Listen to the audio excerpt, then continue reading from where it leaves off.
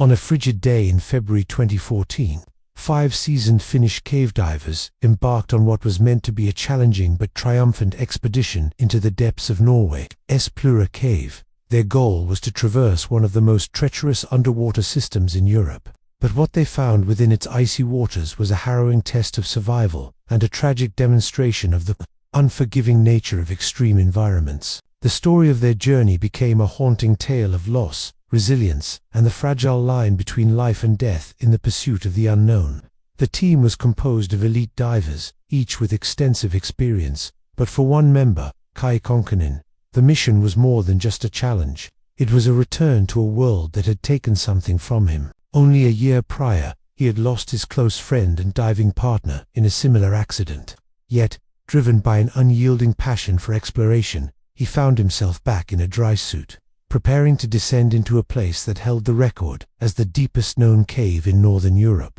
He was joined by Patrick Grankvist, Jari Huart Turinen, Jari Usamaki, and Vesa Ra. Their plan was audacious: enter through a submerged opening in the Plura River and navigate a recently discovered, largely undocumented route to a second exit. This path plunged over 130 meters into a world of pitch-black water, brutal cold, and dangerously tight squeezes. Even with everything going perfectly, the dive was estimated to take 5 hours, leaving no room for even the slightest mistake. To increase their chances of success, the team decided on a crucial precaution. Instead of descending all at once, they split into 2 groups. Patrick and Jari H. went first, using underwater scooters to conserve energy. The second group of 3, Vesa, Jari U, and Kai, would follow 2 hours later. This delay was a vital strategic move, giving the fine silt stirred up by the first team time to settle, ensuring clearer visibility for those who followed.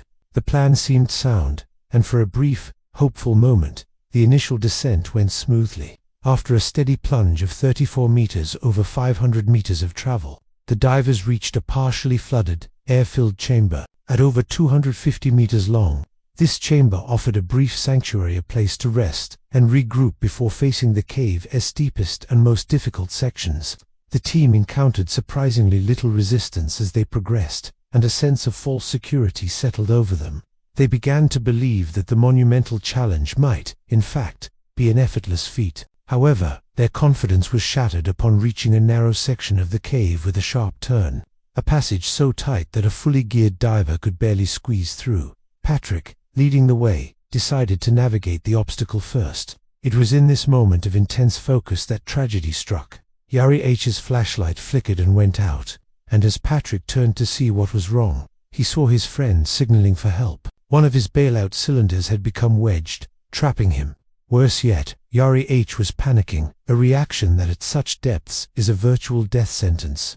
Patrick, unable to fully assist in the tight space, let go of his scooter and painstakingly swam back.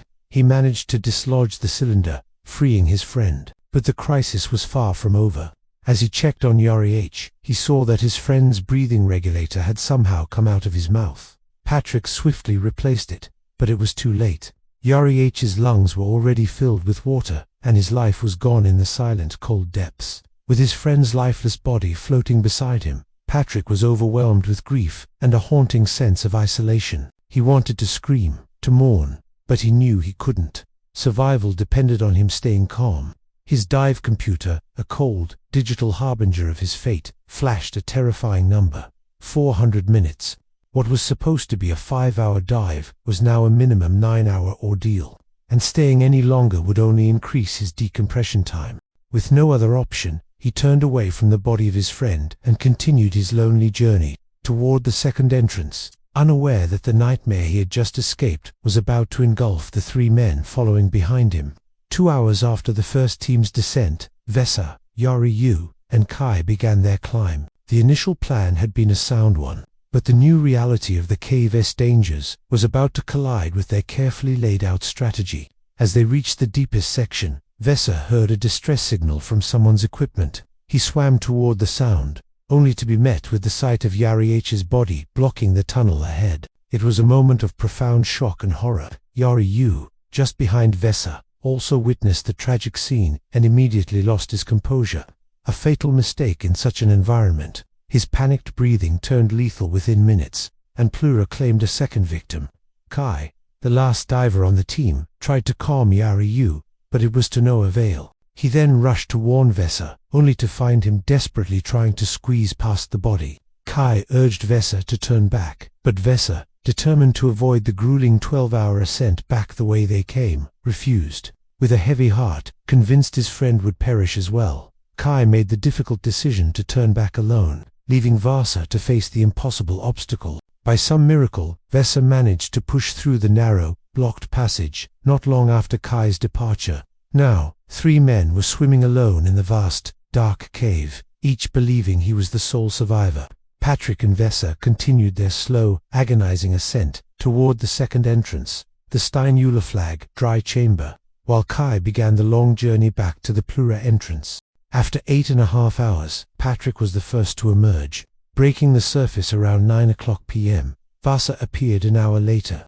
And finally, Kai broke through the ice at the original entrance at 1:30 a.m. He crawled into the van, exhausted and fearing the worst. His fears were allayed just half an hour later when Patrick and Vesa arrived, having completed their own grueling journey. The 3 men had survived the ordeal that had claimed the lives of their 2 friends. Their story, a testament to both the extreme dangers of cave diving and the immense capacity for human endurance, stands as a stark reminder of the fine line between adventure and tragedy.